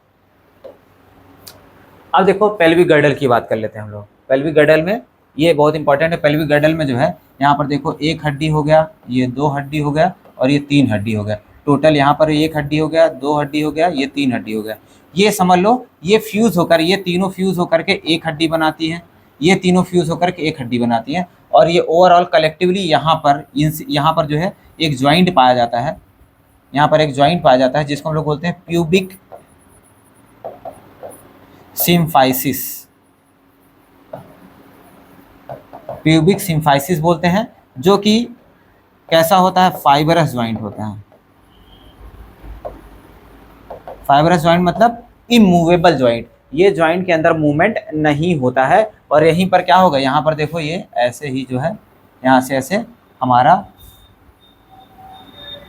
जो फीमर होता है, जो थाई बोन होता है, वो आकर के यहीं पर अटैच होता है, ऐसे यहाँ पे, ऐसे यहाँ पर अटैच हो जाएगा और यहाँ पर ऐसे अटैच हो जाएगा, ऐसे अटैच हो जाता है, ठीक है। ये तो हो गया हमारा पेल्विक गर्डल। और जो 3 हड्डियां हैं उनका नाम भी याद रखिए। जो सबसे ऊपर वाली है इसको इलियम बोलते हैं, ठीक है। जो सबसे यहाँ आगे की तरफ होती है, नीचे में सबसे आगे की तरफ होती है, इसको प्यूबिस बोलते हैं। और जो पीछे की तरफ से आ रही है, जो पीछे की तरफ से आ रही है, इसको इस्चियम बोलते हैं। तो 3 हड्डियां होती हैं, इलियम, इस्चियम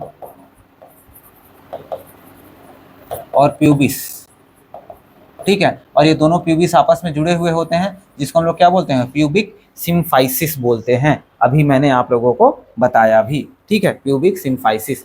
अब हम लोग ज्वाइंट्स देखेंगे। अब हम लोग क्या देखेंगे, ज्वाइंट्स के बारे में देखने वाले हैं, ठीक है। ज्वाइंट्स क्या होता है भाई, अटैचमेंट पॉइंट ऑफ 2 बोन्स और बोन एंड कार्टिलेज। 2 बोन्स के बीच में जो ज्वाइंट होता है या बोन एंड कार्टिलेज के बीच में जो जुड़ाव होता है, उसी को हम लोग क्या बोलते हैं, उसी को हम लोग ज्वाइंट्स बोल देते हैं, ठीक है। तो हमारे बॉडी के अंदर जो है टोटली 3 टाइप के जो है ज्वाइंट्स टोटल पाए जाते हैं। एक तो होता है आपका फाइबरस ज्वाइंट, एक क्या होता है, फाइबरस ज्वाइंट होता है, और दूसरा होता है कार्टिलेजिनस ज्वाइंट। दूसरा क्या होता है, कार्टिलेजिनस ज्वाइंट होता है। और तीसरा होता है साइनोवियल ज्वाइंट। तीसरा क्या होता है, साइनोवियल ज्वाइंट। जो फाइबरस ज्वाइंट होता है इसके अंदर कोई मूवमेंट नहीं होता है, कोई मूवमेंट इसके अंदर नहीं होता है, ठीक है। देखिए ये किसके किसके बीच में बन रहा है, form with the help of dense irregular fibrous connective tissue. मैंने बताया था जो देखो सिंपली फाइबरस ज्वाइंट इसका नाम ही है, तो किससे बनेगा, dense irregular fibrous connective tissue से बनता है। आप लोगों ने टिश्यू चैप्टर पढ़ा हुआ है, ठीक है, वहाँ पर हम लोग कनेक्टिव टिश्यू पढ़े हुए थे। डेंस इरेगुलर कैसा होता है वो सब वहाँ पे मैंने बताया हुआ है, ठीक है। यहाँ पर सिर्फ मैं ये बता रहा हूँ कि फाइबरस कनेक्टिव टिश्यू से बना हुआ है, वो भी किससे, dense irregular fibrous connective tissue से जो है ये फाइबरस ज्वाइंट बनता है, ठीक है। इसमें कोई मूवमेंट नहीं पाया जाता है। ये कहाँ कहाँ पर हो रहा है, flat bone of the skull में, ये flat bone of the skull में पाया जाता है। अभी मैंने आपको दिखाया था, जिसको हम लोग क्या बोलते थे, सूचर्स। जो स्कल के बोन के अंदर जो जॉइंट्स पाया जाता था तो उसको क्या बोलते थे, सूचर्स बोलते थे, जो क्या करते थे, क्रेनियम को जोड़ने का काम करते थे। देखो यहाँ पर डायग्राम में मैं फिर से दिखा दे रहा हूँ। देखो यहाँ पर जो क्रैक्स है, जो एक स्कल को दूसरे स्कल से जोड़ता है, इसको क्या बोलते हैं, सूचर्स बोलते हैं हम लोग, ठीक है। नेक्स्ट हम लोग देखेंगे कार्टिलेजिनस ज्वाइंट। कार्टिलेजिनस ज्वाइंट में जो है यहाँ पर जो है लिमिटेड मूवमेंट होता है, बहुत हल्का फुल्का मूवमेंट होता है, बहुत हल्का फुल्का मूवमेंट होता है। ज्वाइंट बिटवीन द वर्टिब्री में पाया जाता है, ये हमारी जो रीढ़ की हड्डियाँ होती है वहाँ पर पाया जाता है। अब मूवमेंट है तो तभी तो हम लोग जो है आगे पीछे से झुक पा रहे हैं, ठीक है। वर्टिब्री में पाया जाता है, किससे बना है, ये भी वाइट फाइबरस कार्टिलेज से बना हुआ होता है, ठीक है। इसी वजह से देखो मैंने पीछे यहाँ पर प्यूबिक सिम्फाइसिस में क्या बताया था, फाइबरस ज्वाइंट मैंने बोला हुआ था, क्यों, क्योंकि वाइट फाइबरस से बना हुआ, तो वाइट फाइबरस कार्टिलेज से बना हुआ है। लेकिन यहाँ पर जो है बिल्कुल मूवमेंट नहीं हो रहा होता है, ठीक है, यहाँ पर बिल्कुल मूवमेंट नहीं हो रहा है, भले कार्टिलेजिनस जॉइंट है लेकिन यहाँ पर बिल्कुल मूवमेंट नहीं होता है, ये ध्यान देना है आपको, ठीक है। अब एग्जाम्पल की बात की, एक तो पहला हो गया आपका वर्टिब्री के बीच में पाया जाता है, दूसरा प्यूबिक सिम्फाइसिस जो मैंने यहीं पर बना के दिखाया था, ये वाली जॉइंट को प्यूबिक सिम्फाइसिस बोलते हैं। कैसा जॉइंट है ये? कार्टिलेजिनस जॉइंट होता है, आपको ये ध्यान देना है। मैंने वहाँ पर फाइब्रस लिख दिया था, क्यों? क्योंकि व्हाइट फाइब्रस कार्टिलेज से बना हुआ होता है, इस वजह से मेरे दिमाग में यही था, ठीक है। आपको कार्टिलेजिनस जॉइंट ध्यान देना है। आप देख सकते हैं, ये देखो प्यूबिक बोन के अंदर जो जॉइंट पाया जाता है इसको क्या बोलते हैं? फाइब्रो कार्टिलेजिनस डिस्क, जिसको हम लोग प्यूबिक सिम्फाइसिस बोलते हैं। और वर्टिब्रल कॉलम के बीच में देखो ये हड्डी पाई जा रही है, जॉइंट्स पाया जा रहा है, जिसको हम लोग क्या बोलते हैं? कार्टिलेजिनस जॉइंट बोलते हैं, जिसकी वजह से देखो ये सॉफ्ट कार्टिलेज भरा हुआ है दो बोन्स के बीच में, जो क्या करता है? हल्का फुल्का मूवमेंट प्रोवाइड कराता है, जिसकी वजह से हम लोग जो है आगे पीछे झुक पा रहे होते हैं, ठीक है। नेक्स्ट हम लोग देखते हैं, नेक्स्ट क्या है? Synovial joint. ये साइनोवियल जॉइंट क्यों बना, इसका नाम क्यों पड़ा साइनोवियल जॉइंट, मैं अभी आपको बताने वाला हूँ, लेकिन अभी के लिए यहाँ पे समझिए ये क्या होता है। कह रहा है ये present between the bones that moves against each other. कहने का तात्पर्य है ये ऐसे बोन्स के बीच में पाया जाता है जो एक दूसरे के अगेंस्ट मोशन शो करती हैं। जैसे सारी हड्डियां हमारी, जैसे यही हड्डी है, ये क्या कर रहा है? मूवमेंट कर रहा है एक दूसरे, एक हड्डी इधर एक हड्डी इधर, ये दोनों एक दूसरे के अगेंस्ट मूव कर रही होती हैं। ऐसे उंगलियां होंगे एक दूसरे के अगेंस्ट मूव कर रही हैं, तो जिसके अंदर मैक्सिमम मूवमेंट होता है उनके पास जो है ये साइनोवियल जॉइंट पाया जाता है। साइनोवियल जॉइंट पाया जाता है, ये क्या करता है? अलाउ कंसिडरेबल मूवमेंट, मतलब अच्छे खासे अमाउंट में जो है यहाँ पर मूवमेंट हो रहा होता है, और इनके मूवमेंट की वजह से जो है लोकोमोशन हो पाता है, और भी अलग अलग टाइप के मूवमेंट जो है हमारे बॉडी में हो पाता है because of the synovial joint. Synovial joint की वजह से ही जो है हमारी बॉडी जो है डिफरेंट टाइप्स ऑफ मूवमेंट कर पाती है, ठीक है। आगे देखते हैं, देखो यहाँ पर ये साइनोवियल जॉइंट बताया गया है। अब साइनोवियल जॉइंट में क्या होता है ना, यहाँ पर ऐसे साइनोवियल मेम्ब्रेन भी लगी हुई होती है, यहाँ पर साइनोवियल मेम्ब्रेन लगी होती है, इसके अंदर जो है लिक्विड भरा हुआ होता है, जिसको हम लोग बोलते हैं साइनोवियल फ्लूइड।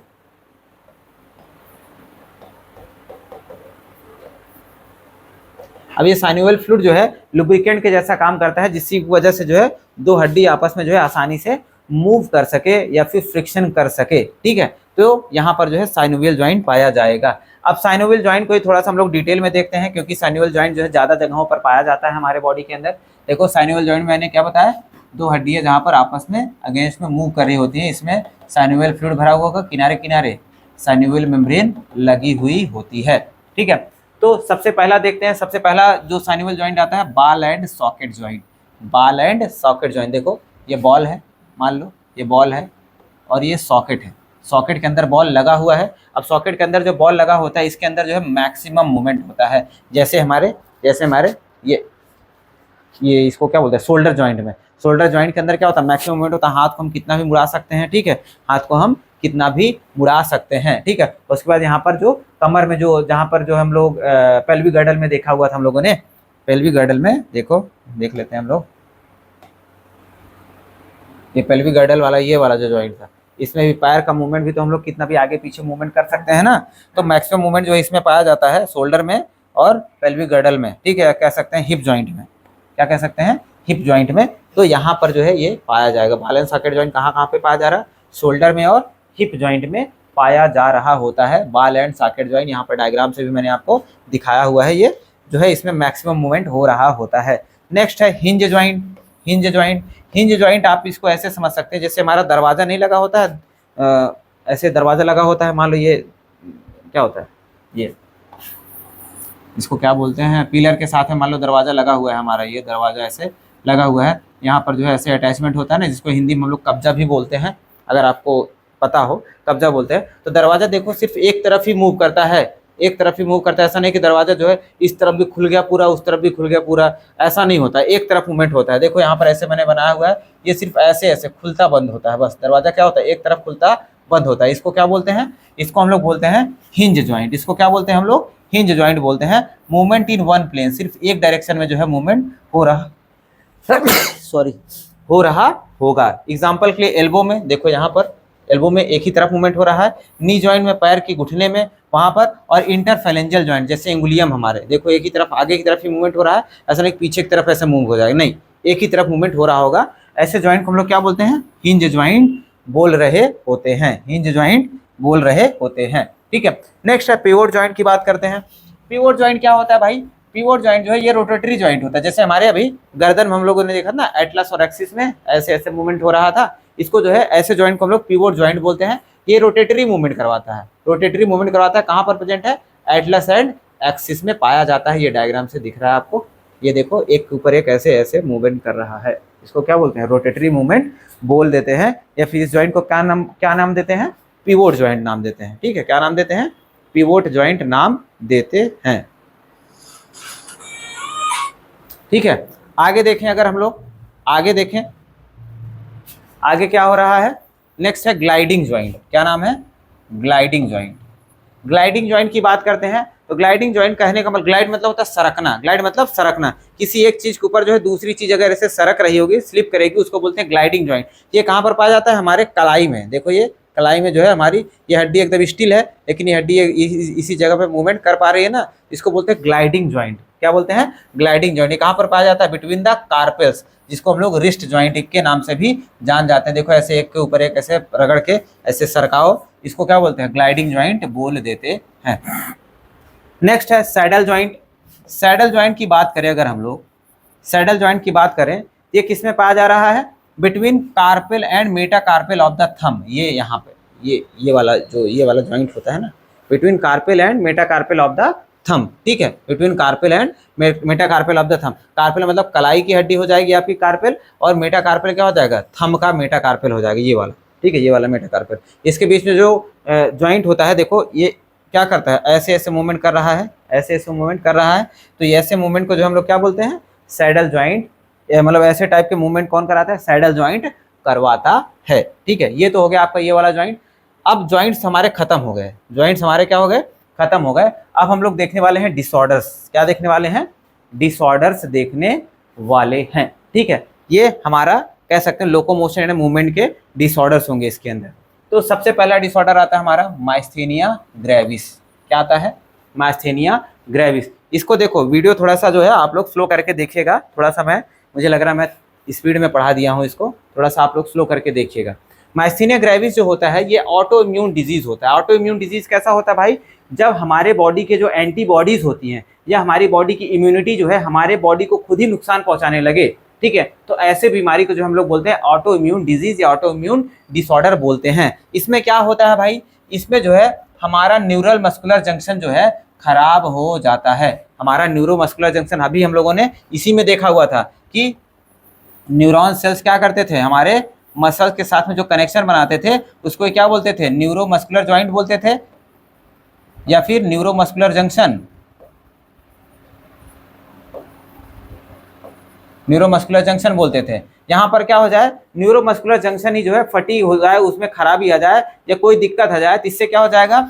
मतलब खराब हो जाए या कमजोर हो जाए या पैरालिसिस हो जाए। इस केस में क्या होगा? इस केस में क्या होगा? हम कह सकते हैं कि हम किसी भी स्केलेटल मसल का मूवमेंट नहीं करवा पाएंगे, स्केलेटल मसल का मूवमेंट नहीं करवा पाएंगे। इसी को जो हम लोग बोलते हैं माइस्थेनिया ग्रेविस। क्या बोलते हैं? Myasthenia gravis. अब ये होता कैसे है? देखिए अब होता कैसे है, जब ये जंक्शन बनता है ना, देखो यहाँ पे मैं फिर से बना देता हूँ। ये जब जंक्शन बनता है, मान लो ये मांसपेशियाँ थी, ये मांसपेशियाँ है, ये न्यूरॉन है। अब ये क्या करता था? एसिटाइल कोलिन जो है यहाँ से रिलीज करता था और ये आ करके जो है ये सार्कोलीमा के साथ में अटैच होते थे। सार्कोलीमा के ऊपर जो है कुछ न्यूरो रिसेप्टर्स लगे हुए होते हैं। क्या होते हैं? Neuro receptors. ऐसे नहीं कि जो यहाँ से एसिटाइल कोलिन केमिकल आएगा वो फटाक से अपने आप जुड़ जाएगा, ऐसा नहीं होता। कुछ उनको रिसीव करने वाले कह सकते हैं एंटीजेंस लगे हुए होते हैं जो उस केमिकल को रिसीव करेंगे। लेकिन हमारे बॉडी में जो हमारे इम्यून सिस्टम होता है वो इन न्यूरो रिसेप्टर्स को क्या करेगा? मार डालेगा। इन न्यूरो रिसेप्टर्स को मार डालेगा। जब ये न्यूरो रिसेप्टर ही नहीं रह जाएगा, ये न्यूरो रिसेप्टर ही नहीं रह जाएंगे, तो अब एसिटिल कोलिन ज्वाइन किससे करेगा? एसिटाइल कोलिन जुड़ ही नहीं पाएगा। जब एसिटाइल कोलिन नहीं जुड़ पाएगा तो मसल का कॉन्ट्रैक्शन भी नहीं हो पाएगा। देखो वही है, यहाँ पर देखो एसिटिल कोलिन रिलीज हो रहा है, एसिटिल कोलिन रिलीज हो रहा है, लेकिन यहाँ पर जो यो थे जो क्या करते थे, वो एसिटिल कोलिन को रिसीव करने वाले रिसेप्टर होते थे, वही क्या हो गए हैं? वही मर गए हैं, वही मर गए हैं। हमारे जो बॉडी के एंटीबॉडीज थे वो क्या कर गए? हमारे न्यूरो रिसेप्टर को ही क्या कर गए? किल कर गए। उनके खिलाफ एंटीबॉडी बन गई है, ठीक है, उनके खिलाफ एंटीबॉडी बन गई। उस केस में क्या होगा? हमारा मसल कॉन्ट्रैक्शन सही से नहीं हो पाएगा, या फिर कह सकते हो वो बॉडी पार्ट क्या हो जाता है, पैरालाइज हो जाता है, वो बॉडी पार्ट पैरालाइज हो जाता है। और ऐसे डिजीज को हम लोग बोलते हैं माइस्थीनिया ग्रेविस। क्या बोलते हैं, माइस्थीनिया ग्रेविस। नेक्स्ट डिजीज आता है मस्कुलर डिस्ट्रॉफी। मस्कुलर डिस्ट्रॉफी किसको बोलते हैं भाई, मस्कुलर डिस्ट्रॉफी की अगर हम लोग बात करते हैं तो ये कैसा है, ये एक जेनेटिक डिसऑर्डर है। मस्कुलर डिस्ट्रॉफी, डिस्ट्रॉफी मतलब अभी क्या है मैं बता रहा हूँ, ये एक जेनेटिक डिसऑर्डर होता है। कैसा है, जेनेटिक डिसऑर्डर होता है। और ये progressive degeneration of skeletal muscle, इसमें क्या होता है, progressive degeneration of skeletal muscle होता है। मतलब क्या है, देखो स्केलेटल मसल है, मान लो यहाँ पर मैंने स्केलेटल मसल ये बनाया हुआ है। स्केलेटल मसल में हम लोगों ने क्या देखा हुआ था कि ढेर सारे क्या प्रेजेंट होते हैं, मायोफाइब्रिल्स प्रेजेंट होते हैं, ऐसे ढेर सारे मायोफाइब्रिल्स प्रेजेंट होते हैं, ऐसे ढेर सारे मायोफाइब्रिल्स प्रेजेंट होते हैं। अब इन मायोफाइब्रिल्स, ये जो मायोफाइब्रिल्स होती हैं, इन्हीं के अंदर क्या प्रेजेंट होता है, सार्कोमियर, एक्टिन और मायोसिन वाले फिलामेंट इसी के अंदर मायोफाइब्रिल के अंदर प्रेजेंट होते हैं। पीछे हम लोगों ने लेक्चर में देखा हुआ है, ठीक है। मायोफाइब्रिल के अंदर ही क्या होते हैं, एक्टिन और मायोसिन फिलामेंट प्रेजेंट होते हैं, जो क्या करते हैं, एक दूसरे के ऊपर स्लाइड करके मसल कॉन्ट्रेक्शन करवाते हैं, ठीक है। और ये जो मायोफाइब्रिल्स होते हैं ना, ये मायोफाइब्रिल जो होते हैं, ये हमारे मसल सेल से जो है डिस्ट्रोफिन प्रोटीन की मदद से जुड़े हुए होते हैं। किसकी मदद से, डिस्ट्रोफिन प्रोटीन की मदद से जो है ऐसे हमारे मसल सेल से किनारे किनारे पे जुड़े हुए होते हैं, जिसकी वजह से जब ये सिकुड़ेंगे तो हमारी पूरी मसल सिकुड़ जाती है, जब ये फैलते हैं तो हमारी पूरी मसल फैल जाती है। लेकिन ये डिस्ट्रोफिन प्रोटीन क्या होता है, डिस्ट्रोफिन प्रोटीन बनाने के लिए हमारे पास जीन होता है, हमारे पास एक जीन होता है। लेकिन यहाँ पर क्या बताया जा रहा है, ये जेनेटिक डिसऑर्डर है। तो मान लीजिए जब मम्मी पापा से जो है वो वाला जीन ट्रांसफर हो रहा होगा बच्चे में, तो कुछ गड़बड़ी आ गई और वो जीन ट्रांसफर ही नहीं हुआ। तो मान लो शुरुआती समय में कोई क्रोमोसोम ने जो है कोई जीन, मान लो एक दो जीन आया ही रहा होगा, तो थोड़ा मोड़ा प्रोटीन बनाया होगा, तो बचपन में तो काम कर रहा था, लेकिन धीरे धीरे जैसे उम्र बढ़ती गई वैसे वैसे क्या होता गया, वो क्रोमोसोम डीजनरेट होता चला गया और जो है डिस्ट्रोफिन प्रोटीन बना ही नहीं पा रहा था, डिस्ट्रोफिन प्रोटीन नहीं बन पा रहा होगा। जब डिस्ट्रोफिन प्रोटीन नहीं बनेगा तो जब ये मसल सेल के अंदर जो मायोफाइब्रिल्स हैं, मसल सेल के अंदर जो मायोफाइब्रिल्स होते हैं, वो मायोफाइब्रिल्स जो हैं जब मसल सेल से अटैच ही नहीं रहेंगे, और जब मसल सेल से अटैच नहीं रहेंगे तो ये खुद ही अपना मायोफाइब्रिल्स कॉन्ट्रैक्ट करेगा, रिलैक्स करेगा, और मसल सेल के अंदर कोई चेंज आएगा ही नहीं। Muscle cell overall muscle cell contract और रिलैक्स नहीं करेगी, क्योंकि डिस्ट्रोफिन प्रोटीन से उसका अटैचमेंट नहीं पाया जा रहा होता है। इसी वजह से क्या हो जाएगा, हमारे मसल का कॉन्ट्रैक्शन होना बंद हो जाएगा। इसी को बोलते हैं मस्कुलर डिस्ट्रॉफी। और ये कैसा डिजीज है, एक जेनेटिक डिसऑर्डर होता है। किसकी वजह से, यहाँ पर क्या होता है, एक डिस्ट्रोफिन प्रोटीन पाया जाता है जो क्या करता है, मायोफाइब्रिल को मसल सेल से जोड़ने का काम करता है। लेकिन यही डिस्ट्रोफिन प्रोटीन जो है नहीं बन पाता है किसी किसी पेशेंट के अंदर, किसी किसी इंडिविजुअल के अंदर, जिसकी वजह से जो है उनके अंदर मसल कॉन्ट्रैक्शन नहीं हो पाता है, ठीक है। इसको मस्कुलर डिस्ट्रॉफी बोलते हैं। नेक्स्ट है टिटैनी। नेक्स्ट क्या है, टिटैनी। ये किसकी वजह से होता है, किसकी वजह से होता है, एक बैक्टीरिया होता है विब्रियो टिटैनी नाम का। क्या नाम होता है इसका, नाम था, sorry my mistake, sorry, vibrio टिटैनी clostridium,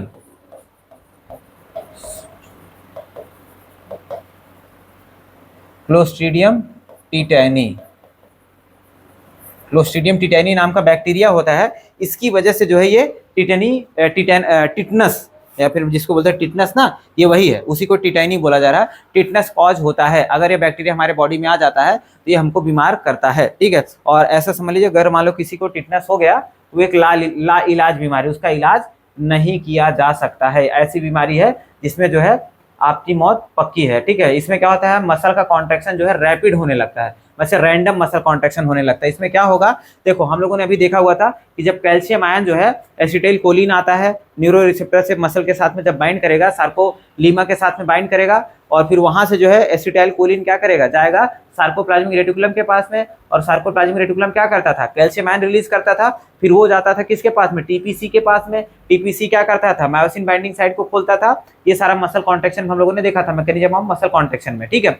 तो यहाँ पर क्या होगा, यहाँ पर जो है कैल्शियम आयन रिलीज ही नहीं होगा, कैल्शियम आयन रिलीज ही नहीं होगा। जब कैल्शियम आयन रिलीज ही नहीं होगा तो मसल कॉन्ट्रैक्शन ही नहीं होगा, ठीक है। मसल कॉन्ट्रैक्शन ही नहीं होगा तो फिर हो गया, ठीक। और यहाँ पर क्या होगा, कभी कभी कैल्शियम आयन रिलीज होगा तो इकट्ठे ढेर सारा रिलीज हो जाएगा, तो मसल कॉन्ट्रैक्शन हो गया, लेकिन फिर वापस से जो कैल्शियम आयन रीअब्जॉर्ब ही नहीं होगा, तो मसल कॉन्ट्रैक्शन तो हो गया लेकिन रिलैक्सेशन नहीं होगा। तो यहाँ पर जो है कह सकते हैं सब कुछ रैंडम होगा, पता नहीं कब क्या हो जाएगा, कुछ भी नहीं पता है, रैंडम कॉन्ट्रैक्शन होगा, या फिर हम लोग कह सकते हैं रैपिड स्पाज्म होता है इसके अंदर। ठीक है, देखो क्या लिखा है टिटैनी में, रैपिड स्पाज्म या फिर wild contraction in the muscle. Wild contraction मतलब वही रैंडम की बात किया जा रहा है, due to low calcium ion in the body fluid, blood के अंदर ही कैल्शियम आयन की कमी हो जाएगी, जिसकी वजह से जो है ये रैंडम कॉन्ट्रैक्शन हो रहा होता है। देखो ऐसे मान लो ये है, ऐसे हाथ सिकुड़ गया है बेचारी का, अब हाथ सिकुड़ा ही रहेगा, फैलेगा ही नहीं, तो ये हो जाता है टिटैनी के अंदर। ठीक है, आगे देखते हैं, अर्थराइटिस की बात करते हैं। अर्थराइटिस भाई क्या होता है, ये नॉर्मली क्या होता है, एज रिलेटेड डिसऑर्डर होता है, लेकिन आजकल की डेट में जो है इतना हम लोगों ने अपने इकोसिस्टम को खराब करके रखा है कि बच्चों को भी हो जा रहा है, नॉर्मल उम्र वालों को भी हो जा रहा है, लेकिन ज़्यादातर ये एज रिलेटेड डिसऑर्डर हुआ करता था पहले। इसमें देखो क्या होता है, इन्फ्लेमेशन ऑफ द ज्वाइंट्स, जो ज्वाइंट्स होते हैं, ये कोई सा भी ज्वाइंट हो सकता है, घुटने का हो सकता है, कूहनी का हो सकता है, उंगलियों का ज्वाइंट हो सकता है, कोई सा भी जो साइनोवियल ज्वाइंट होगा उसके अंदर ये हो सकता है। इसमें क्या हो जाएगा, crystallisation of the synovial fluid. मैंने क्या बताया था, ये साइनोवियल मेम्ब्रेन होता है, ये साइनोवियल मेम्ब्रेन होता है, इसके अंदर क्या भरा हुआ होगा, साइनोवियल फ्लूइड, साइनोवियल फ्लूइड भरा होगा। तो अब यहाँ पर क्या हो रहा है, यहाँ पर साइनोवियल फ्लूइड जो है वो क्रिस्टल जैसे बन जाता है, वो हार्ड हो जाता है। अब हार्ड हो जाएगा, बताओ अभी मैंने क्या बताया, साइनोवियल फ्लूइड क्या करता है, लुब्रिकेंट के जैसा काम करता है, जो ज्वाइंट को आराम से मूव कराने में हेल्प करता है। अब वो लुब्रिकेंट ही क्या हो जाएगा, क्रिस्टल के जैसा बन जाएगा, कांच के जैसा बन जाएगा, तो भाई फिर फ्रिक्शन होगा कैसे, फ्रिक्शन ही नहीं हो पाएगा। तो और फ्रिक्शन अगर होगा भी तो बहुत पेनफुल फ्रिक्शन होगा। ठीक है, तो इसी वजह से जो है हम लोग क्या बोलेंगे, ये अर्थराइटिस जो है ज्वाइंट्स में होता है और ये बहुत पेनफुल बीमारी है कह सकते हैं। ठीक है, बहुत दिक्कत वाली, बहुत बार तो एकदम हार्ड हो जाएगा, ज्वाइंट्स मूव ही नहीं करेगा, फिर ऑपरेशन करना पड़ता है इसमें। ठीक है, तो अर्थराइटिस किसकी वजह से हो रहा है, इन्फ्लेमेशन हो जाता है ज्वाइंट्स में, क्यों, क्योंकि जो आपके साइनोवियल फ्लूइड होते हैं वो क्रिस्टलाइज हो जाते हैं। ठीक है, क्रिस्टलाइज हो जाते हैं। नेक्स्ट देखते हैं ओस्टियोपोरोसिस। ओस्टियोपोरोसिस ये भी एक एज रिलेटेड डिसऑर्डर होता है। इसमें क्या हो जाता है, इसमें आप लोग ऐसा कह सकते हैं, ये ज़्यादातर फीमेल के अंदर होता है। इसमें क्या होता है, फीमेल के अंदर जो है लगभग 45 से 50 साल की उम्र में, 45 से 50 साल के ईयर उम्र के बाद में जो है उसमें मेंस्ट्रुएशन बंद हो जाता है।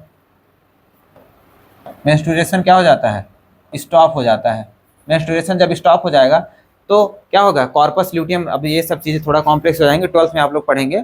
मेंस्ट्रुएशन स्टॉप हो जाता है, तो मेंस्ट्रुएशन स्टॉप हो जाएगा तो अब ओवा रिलीज नहीं हो रहा है, जब ओवा नहीं रिलीज होगा तो कॉर्पस ल्यूटियम भी नहीं बनेगा, जब कॉर्पस ल्यूटियम नहीं बनेगा तो एस्ट्रोजन और प्रोजेस्टेरोन हार्मोन भी जो है बनना बंद हो जाते हैं। तो ज़्यादा जिम्मेदार एस्ट्रोजन हार्मोन होता है, तो जब एस्ट्रोजन हार्मोन ही नहीं बनेगा तो एस्ट्रोजन, फीमेल के अंदर एस्ट्रोजन हार्मोन ही जिम्मेदार होता है बोन के मजबूती के लिए, हड्डियों के मजबूती के लिए एस्ट्रोजन हार्मोन जिम्मेदार होता है। वहीं मेल में जो है, मेल में प्रोजेस्टेरॉन होता है, सॉरी प्रोजेस्टेरॉन मैं बोल दिया, मेल में क्या होता है, टेस्टोस्टेरॉन।